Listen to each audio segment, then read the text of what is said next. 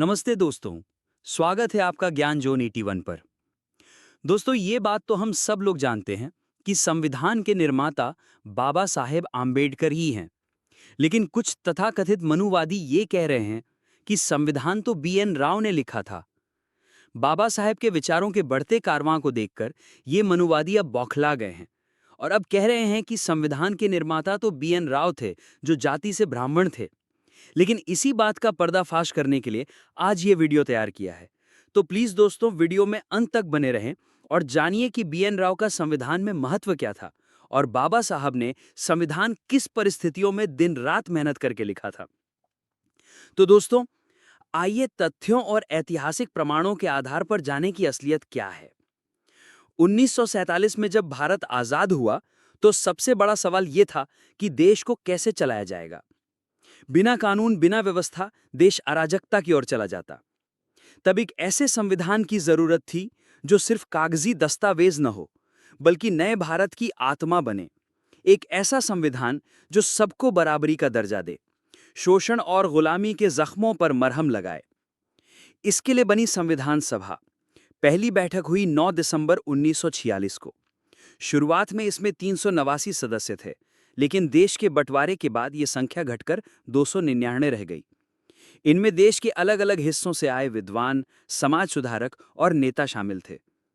लेकिन सबसे बड़ी चुनौती ये थी कि भारत जैसे विविधताओं से भरे देश के लिए एक ऐसा संविधान बनाना जो हर जाति, हर धर्म, हर परंपरा को एक साथ लेकर चले।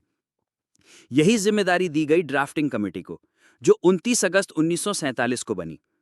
इसमें 7 सदस्य थे और इसके अध्यक्ष बनाए गए doctor Bhimrao Ramji Ambedkar. Drafting committee के अन्य सदस्य थे एन गोपाल स्वामी अय्यंगर, अल्लादी कृष्ण स्वामी अय्यर, के एम मुंशी, सैयद मोहम्मद सादुल्लाह, टी कृष्णमाचारी और डीपी खैतान। लेकिन दुर्भाग्यवश कई सदस्य बीमार या अन्य राजनीतिक कार्यों में व्यस्त रहे। ऐसे में लगभग पूरी जिम्मेदारी बाबा साहेब पर आ गई। डॉक्टर आम्बेडकर ने इस जिम्मेदारी को सिर्फ निभाया नहीं, बल्कि उसे ऐतिहासिक बना दिया।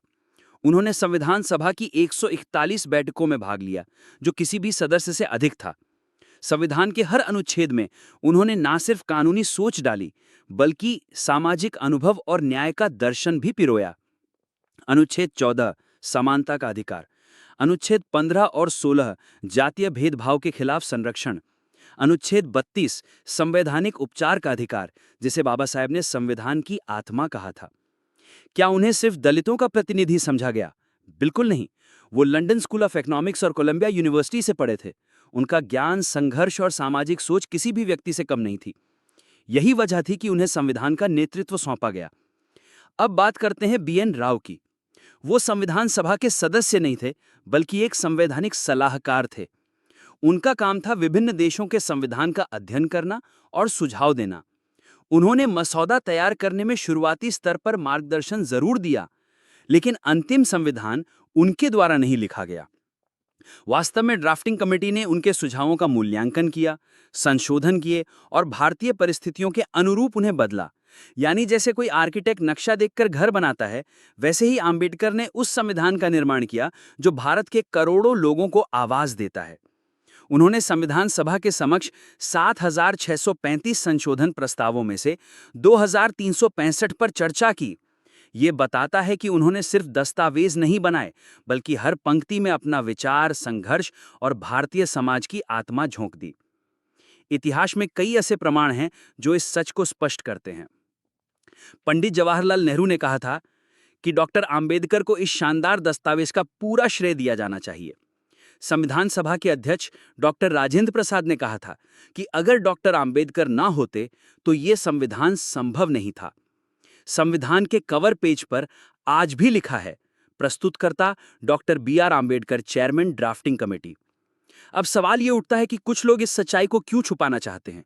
जवाब सीधा है, क्योंकि बाबा साहेब सिर्फ संविधान निर्माता नहीं थे, वो सामाजिक बदलाव की प्रतीक शक्ति थी।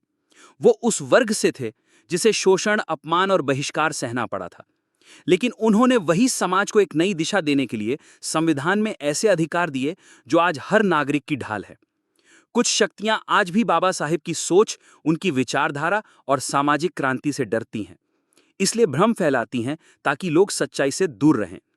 लेकिन सच्चाई यही है कि संविधान का असली निर्माता डॉक्टर भीमराव आंबेडकर ही हैं, ना कोई और। उन्होंने ना केवल एक संविधान लिखा, बल्कि एक ऐसा भविष्य गढ़ा जिसमें समानता, न्याय और स्वतंत्रता की बुनियाद रखी गई। अगर आप भी संविधान और सच्चाई का सम्मान करते हैं, तो इस वीडियो को शेयर करें, कमेंट में अपनी राय दें और चैनल को सब्सक्राइब करना ना भूलें। जय भीम, जय संविधान।